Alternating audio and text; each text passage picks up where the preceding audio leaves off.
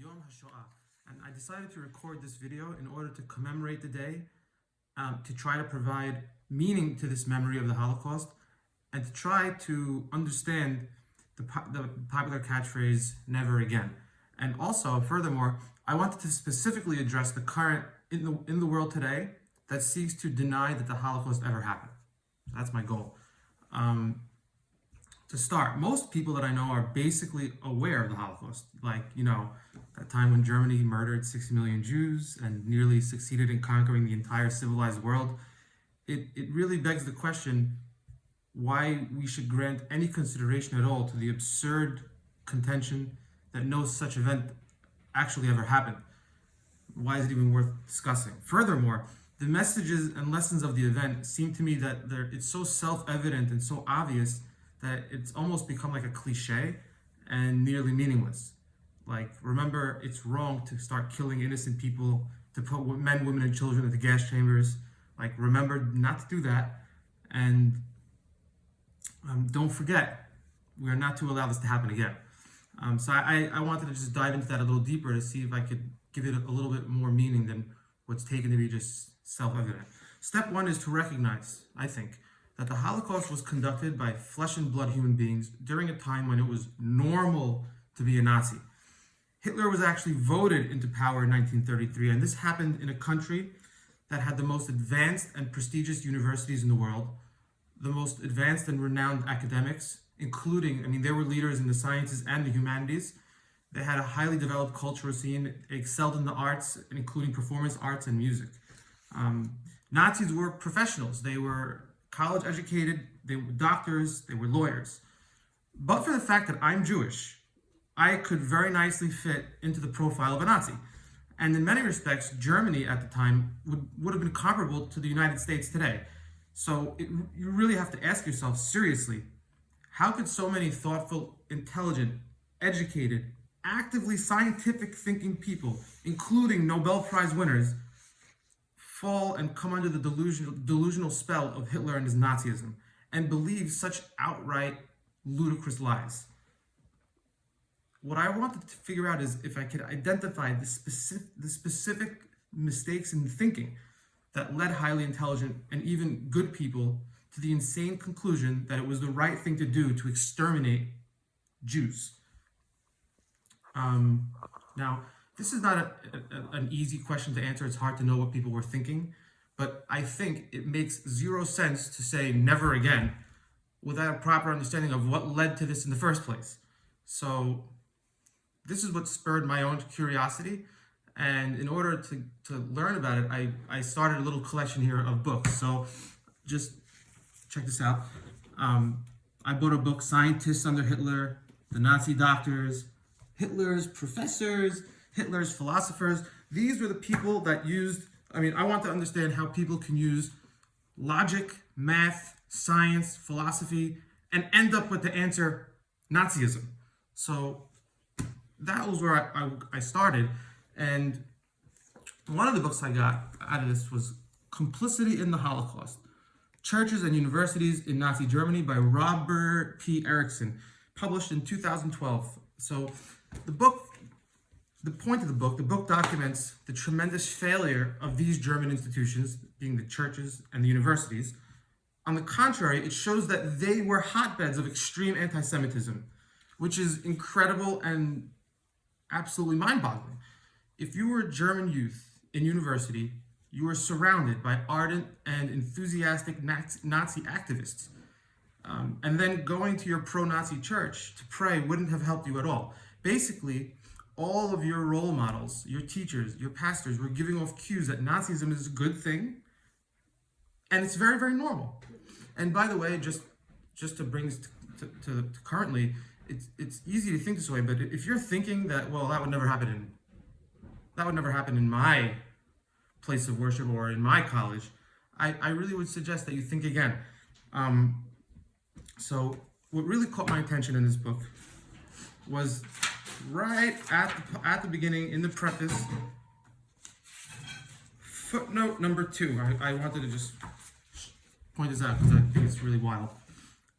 Second paragraph, he says, Anyone familiar with the norms of modern scholarship will detect a problem in the instrumental use of Holocaust education.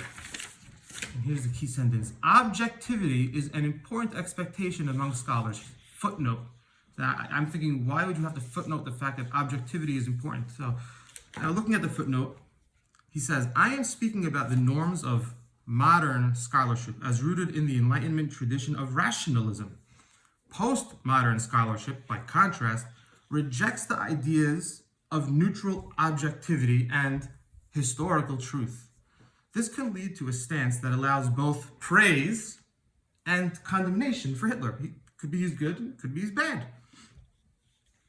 Or an unwillingness to distinguish between claims that the Holocaust occurred and claims that it did not. Some say it did, some say it didn't. I agree with Richard J. Evans in Defense of History, that's his book, that this hyper-relativism represents a serious flaw in postmodern thought, alongside some useful contributions that it has made.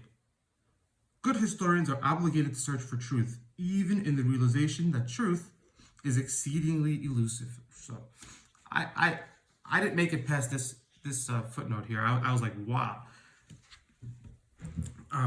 If I'm reading this correctly, what I'm hearing is that there is a legitimate branch within modern scholarship that cannot decide whether Hitler was good or bad, and doesn't know whether the Holocaust happened or didn't happen. It's commonplace enough that the author of a real book saw fit to nonchalantly let me know that he'd be taking the modern track here of Holocaust happened, as opposed to the other option, which was the postmodern track of Holocaust. What Holocaust? Okay, so from here, I actually went and bought the book In Defense of History by Richard J. Evans to figure out what these different types of histories were all about. And lo and behold, and this is a book not on the Holocaust, it's just a book on history. On page 3, I learned that writers on the subject of history, many writers, increasing numbers of writers on the subject of history, deny that there is any such thing as historical truth or objectivity.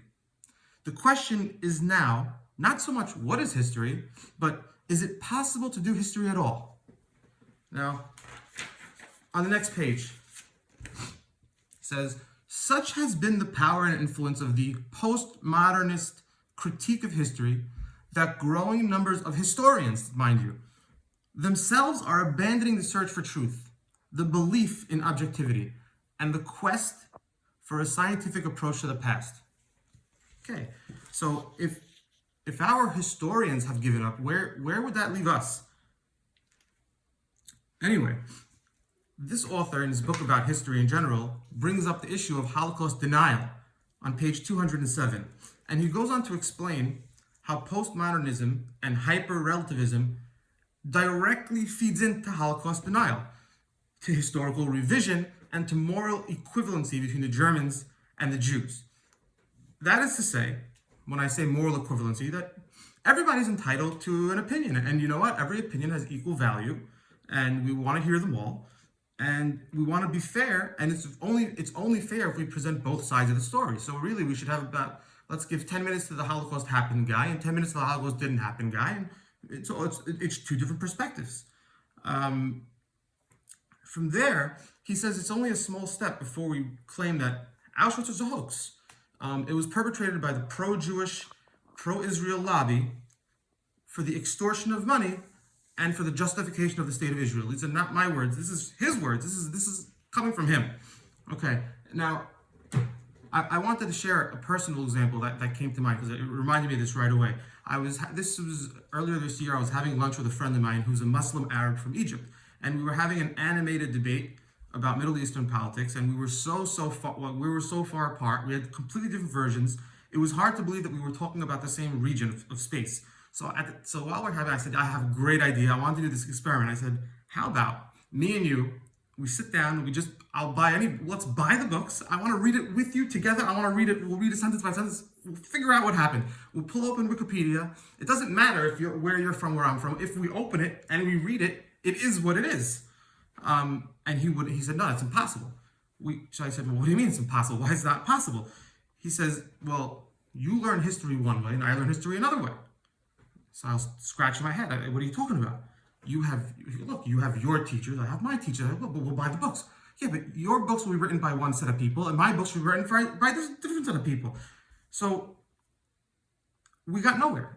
In principle, what we're saying here is it's not possible for us to fall back on facts. There are no facts. The whole debate is basically reduced to you have your version and I have my version, and let's leave it be. Let's leave well enough alone.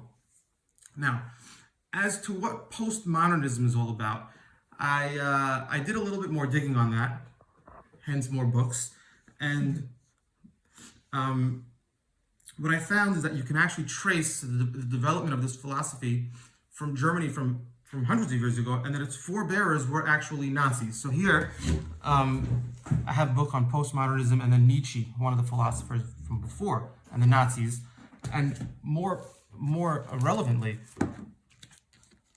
I have books about Martin Heidegger. He was the most famous philosopher probably of the 20th century, one of the most influential philosophers of recent time, and an outspoken, open Nazi leader. And also, one of the literary theorists, forefathers, or fathers of postmodernism, is Paul de Man, who himself was a Nazi. So what's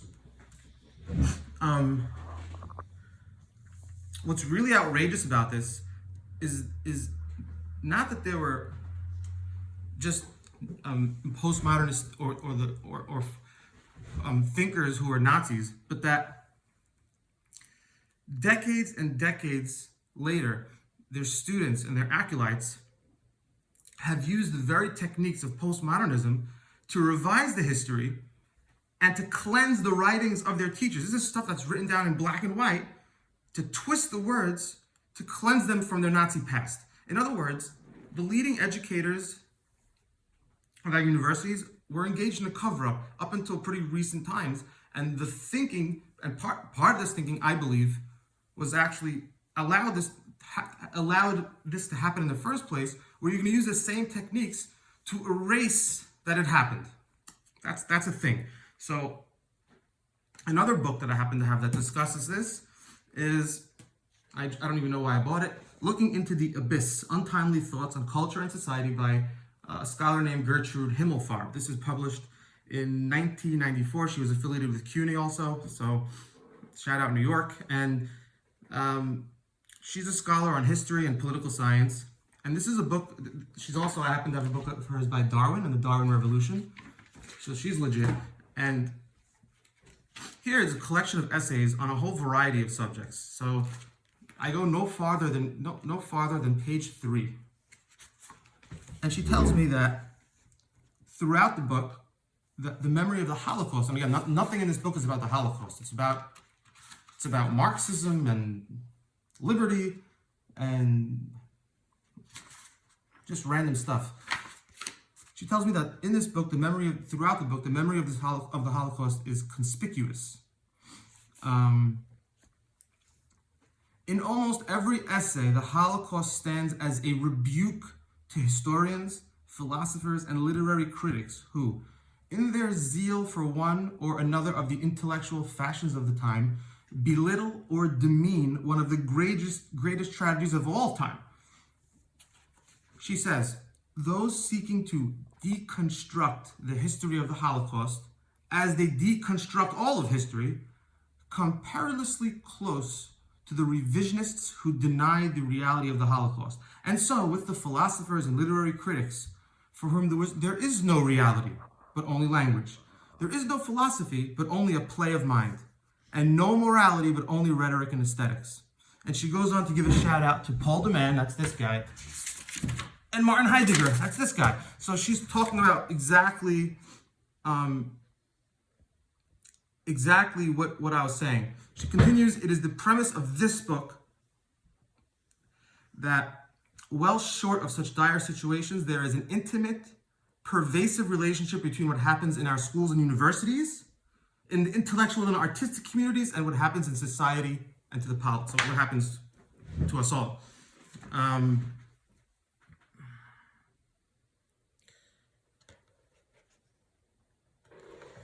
at the end of the book, she has an essay that's titled Postmodernist History. And in that essay, she goes to the details to explain how postmodernism, and what I'm talking about, has fed into a real movement of Holocaust denial, Holocaust revision, and radical relativism. So she explains that Holocaust denial is done. It's actually done in a very sophisticated manner and with lots of righteous, nice-sounding words. So it really presents itself as a wolf in sheep's clothing. What they do is they call for inclusivity. We want to consider and include everybody's opinion. We want to more inclusive. Intellectual liberty. We want to be free to think the way we want to think. I don't want to be confined by words, and I don't want to be confined by facts. I want to think and I want to interpret how I want to. So in essence, I have more freedom. And then equality. So by equality, we say, well, you have your interpretation, and I have my interpretation. He has his interpretation. We're all equal. Furthermore, postmodernism claims to really remove the white, oppressive, patriarchal powers, these really terrible white guys who imposed this coercive science and I should say oppressive science and logic that we have to follow in the first place.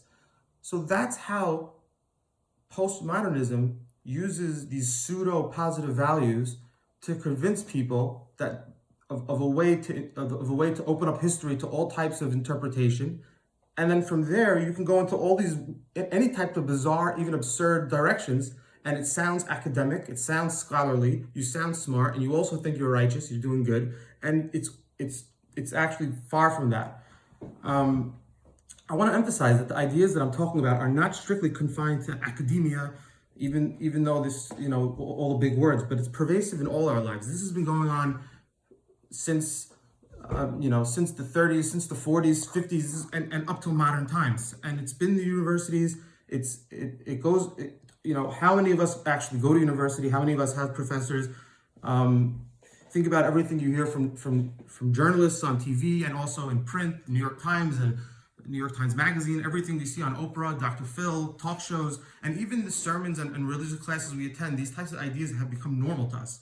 Whether we like it or not, our thought is pervaded to a greater or lesser extent by these ideas. And I wanted to just give one random example that came to my mind.